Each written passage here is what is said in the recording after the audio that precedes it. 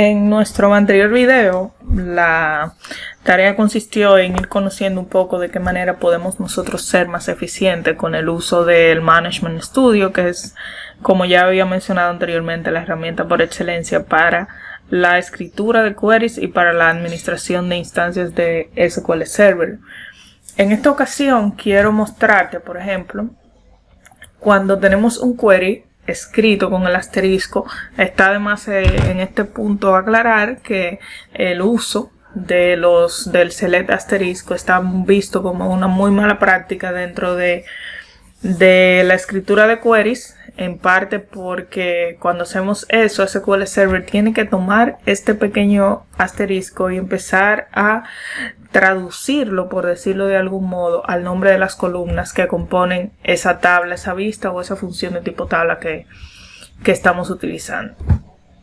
Bien, en este caso, cuando tenemos un select asterisco y queremos traer todas las columnas de ese query, es muy sencillo. Simplemente lo podemos seleccionar y hacemos un clic derecho. Esta es una combinación de teclas que a mí particularmente siempre se me olvida. El asunto es, aquí está Control Shift Q, que seleccionando esta opción yo voy a entrar a una especie de ventana de diseñador de query, por así llamarlo, ¿verdad? Donde yo tengo tres áreas básicas cuando la abro.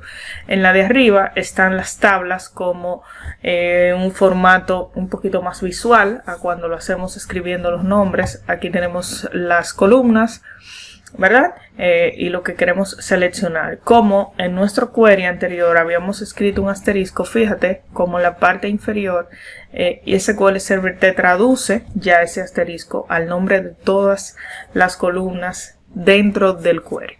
Ok, entonces aquí podemos, qué sé yo, elegir qué nos vamos a llevar y qué no, y a partir de ahí, entonces, cuando presionamos el botón de OK, ese asterisco que está aquí abajo va a desaparecer y se van a poner los nombres de las columnas.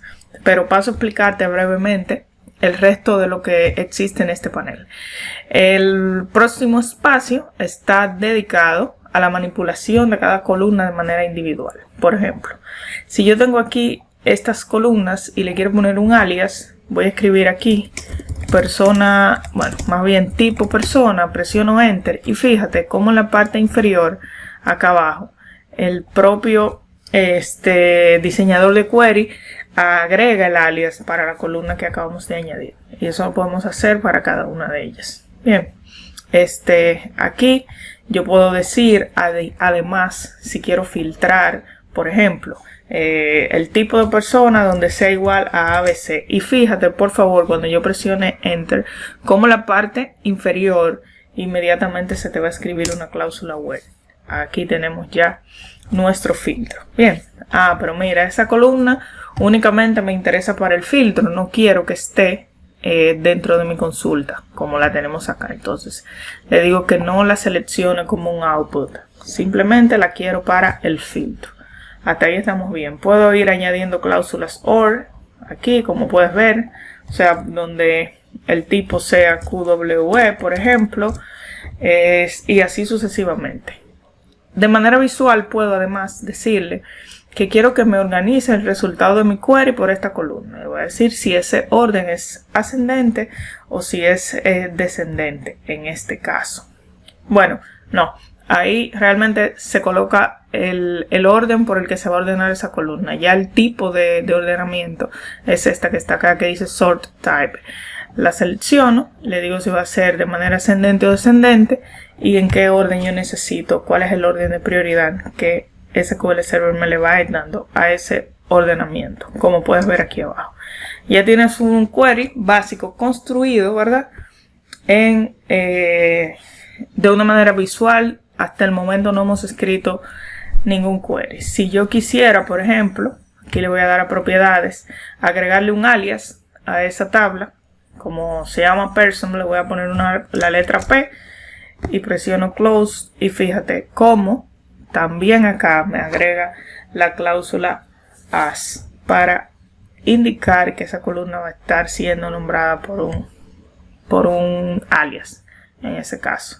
esa tabla, perdón. Ok.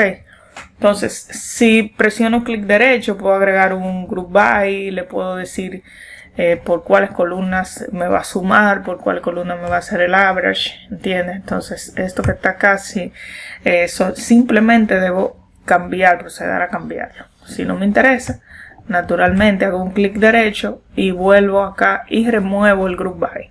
Esto es una forma muy fácil de quitarnos de encima el asterisco y de consultar o de construir más bien queries de una manera un poquito más gráfica, aunque son queries muy básicos. ¿Okay?